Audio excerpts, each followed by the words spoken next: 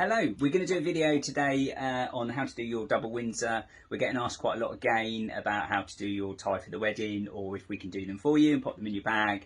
The only downside of that is if something goes wrong on the day and you do need to tie it, or you need to tie somebody else in the party so your wedding photos look good.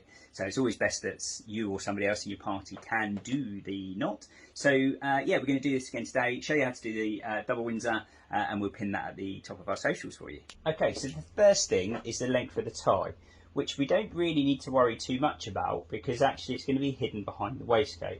So what I'm really interested in is the size of the knot. I like a nice medium, so decent sized knot, so that we get a really good display of the colour and the tie.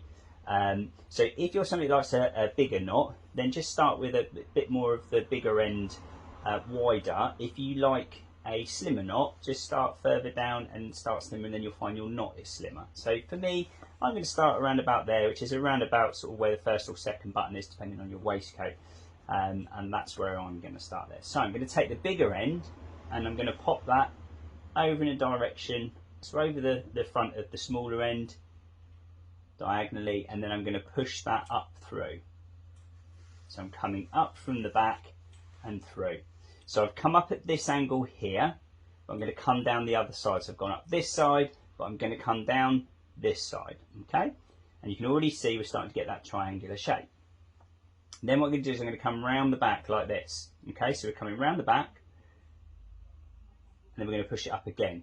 So we're going to go up through, same direction, but through the front this time. There are other ways to do your double windsor. This is just how I do mine, and I find that they work for me. I'm keeping that knot reasonably tight, I'm not pulling it too tight, but you can see now it's starting to get its own shape. So I've gone up this diagonal, through the front, and then back down the other way.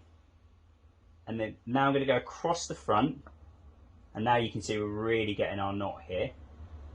And then I'm just going to push that back up through again, but I'm going up through the back, through to the front, and then it just hangs there. So we're there, so we've got our knot here.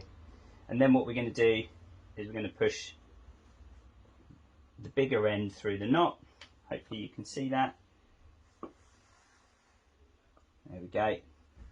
And then as we pull on the bigger end, it tightens our knot. The smaller end is what slides it up. So what I'm going to do now is I just pull it slightly away from the direction I know it's going to travel. So grab hold of the smaller end and the knot, and then as you slide it up, it just slides up into place.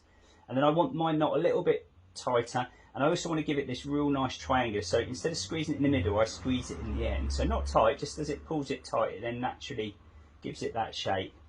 And there we go.